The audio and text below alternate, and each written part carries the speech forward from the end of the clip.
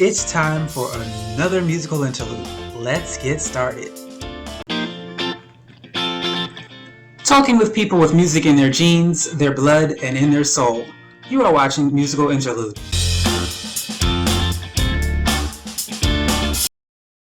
Hi, and welcome to another episode of Musical Interlude. I am your host, Casey Bell, and today's guest is Barista. Let's get this show started. Tell me when you first discovered your passion for music. Good question. I was always interested in it from the time I was a kid into my teenage years and over to my adolescence and then my adult years. I think music was the stage or the setting that my emotions manifested themselves. And I felt most strongly when I listened to music. But I was very picky about what to listen to. And always followed the same bands or groups in a very passionate way. Of course, those were the years with LPs and the radio and the cassette players and so on. And one of my biggest interests was actually to read the booklets or the sleeves when the LPs came out. I was really interested in the production side and how it was created and who partook and what the name of the driver was and who mixed it and everything. And I read through the lyrics and so on. And the groups I'm talking about that really was inspiring were like the Alan Parsons Project, who were very impressive for me because they had themes to their albums. One album was about Edgar Allan Poe, and another one was about gambling addiction, and so on and so forth. I found that very interesting rather than just coming up with a bunch of stuff. But I was not a musician. I did not have a proper music training.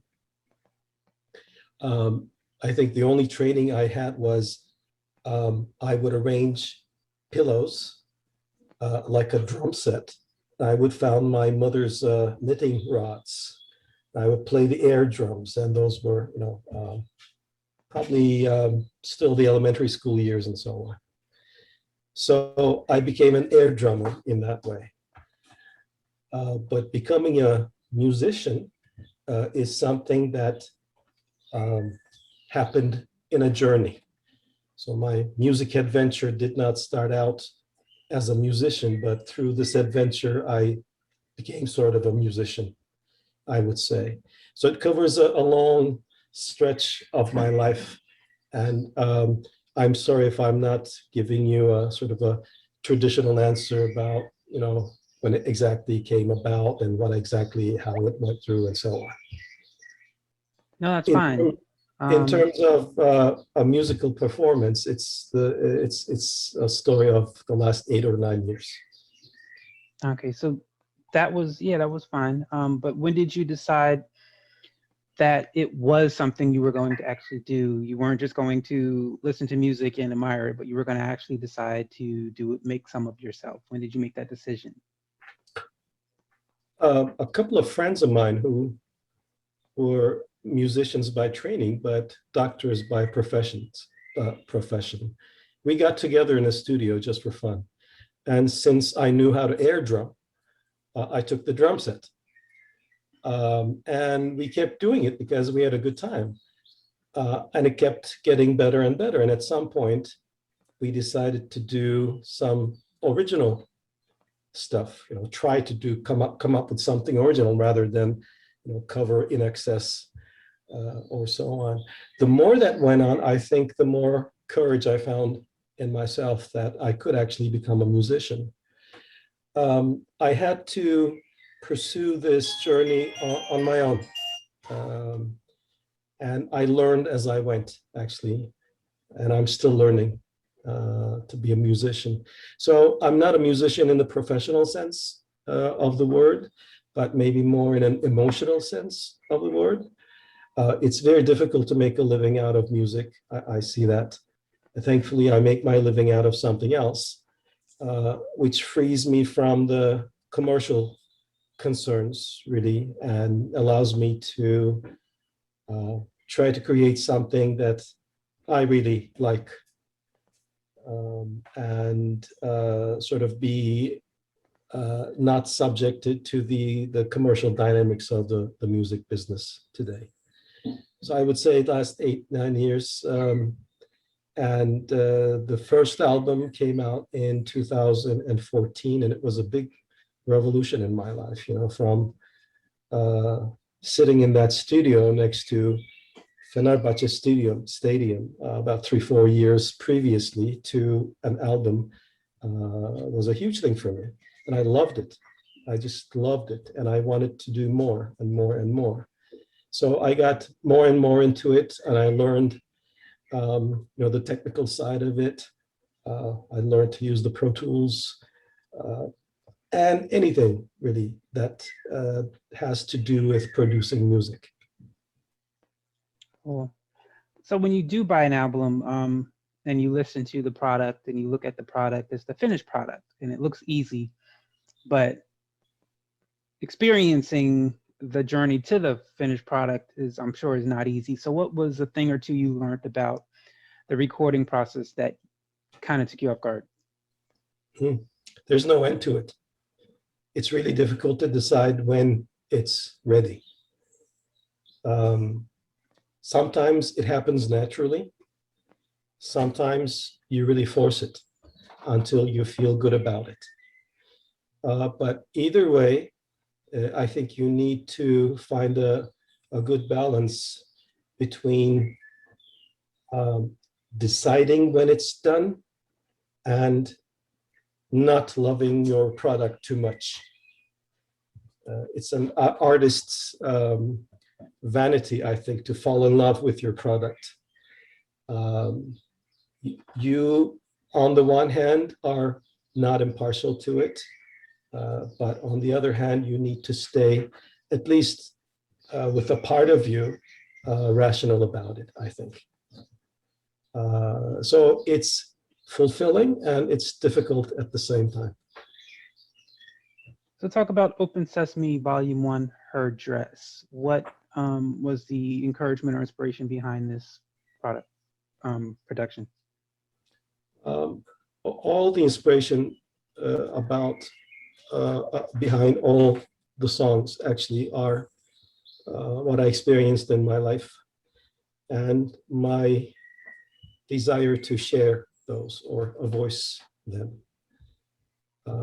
I'm not targeting a certain demographic or a sort of a commercial denomination, but it gives me a great deal of satisfaction to be able to express those experiences. So in one way or another, they all have to do with life experiences, which I'm sure not peculiar to me. So I'm hoping that a lot of people will find a part of themselves that went through those experiences in those songs. And maybe it helped them to connect with their own selves about those experiences. We've recorded almost 40 songs for Open Sesame. I've selected 26 of them. I took it sort of slow without the drive to, let's finish this album type of thing. And then toward the end of last year, I thought it was just about ready now to be published. And those 26 tracks, I divided them into 5 volumes based on the subgenre and any other parameter that I think brings those groups of songs together. The second volume is a little bit more on the classic rock side. The third volume will be more tracks in Turkish. 4 will be back on the classic rock side. And the last one is, I would say, experimentational, trying to bring together rock with electronic music elements. And so far, it's going well. I'm really happy with the results. And what we're trying to do is basically to put it out there and tell as many people as we can that there is such an album if they are interested in listening to it. So are you, as of now, working on volumes 2 through 5 at the moment? I'm actually working on the next album. Everything about Open Sesame is finished. Okay. So breaking it down into volumes was for the purpose of regulating the flow, basically, rather than dumping 26 songs into one album. I see. The first two albums were like that. The Daydream had 16, 57 had 17 tracks. And you see that, at least half of them just go down the drain. It's hard for people to notice, really. This one, I think, is a level above, technically, the previous two albums. And I wanted to, as I said, regulate the flow and publish it in bit by bit so that it is easier to digest musically and emotionally. So you said you had 40 songs, but 26 are on the album. So what happens to the remainder of those songs? Are you going to produce them in another album, or are you kind of letting them go? I don't know. No. I may circle back to them. It happens sometimes, some of the tracks in this album were the ones like I had previously gotten, and then at some point you say, wow, I was wrong. We could do something nicer. Maybe you get a new idea about it. It's all relative. It's really hard to say. It depends on your mood at the moment you make the decision, or where you are in life, or the musical conjecture around you. But I love making new stuff. So my preference would be to make better and better stuff rather than going back and picking up from the rejects and trying to make them usable again. Right. So at the moment, I'm working on the next album. The release of the volumes of the open system is just a matter of, I'd say, in industry terms, I should say. I would like to put a month in between every volume. So over 4 or 5 months, by the end of the summer, they should all have been released. And by that time, I probably will have the blueprint for the next album, and we'll concentrate on recording it and then repeating the whole process, but probably not for another 20-something songs, maybe another 10 or so. Cool. So have you, what is it like being a musician during the pandemic for you? I mean, one would think that you have more time to delve into your emotions or play around with the instrument, or sort of dive into the Pro Tools and do stuff, but I didn't feel that. Depression could be a great generator of music, but this time it felt more like inhibition. So from me, nothing much really came out during the pandemic. Some other musicians, friends of mine, they express the same thing. They have the time, but they just don't feel that they can come up with good stuff. It's been difficult on many musicians I know because of that. But again, it's a very relative, personal thing. I'm sure for some other musicians, it was a very productive time. It's difficult to say, but I'm looking really forward to seeing what the music scene, especially the live music scene, will look like after the pandemic. if there's such a thing as after the pandemic. Right. Okay, so the last question I have for you, if you had the opportunity to either meet someone in the music business or collaborate with someone in the music business, whether they be dead or alive, whether they be known or unknown, and it can be anyone from a musician, a singer, a producer, a engineer, anyone that you can think of that you would have liked to meet or like to collaborate with, who would that be and why? I would have loved to work with Roger Hodgson of Supertramp, although we do have a member of Supertramp in our lineup, Jesse Sievenberg. It has not yet been possible. But other than that, I think I'm already working with the people that I've idolized, especially with Simon Phillips, who has been by my big music icon the whole time. It's a good question, but I'm going to have to think about that, Casey, if it's okay with you. That's fine. It's a difficult question. I would say the Beatles, I mean, for sure, because they were my first, people. I was really inspired by a radio show, a series on the story of the Beatles.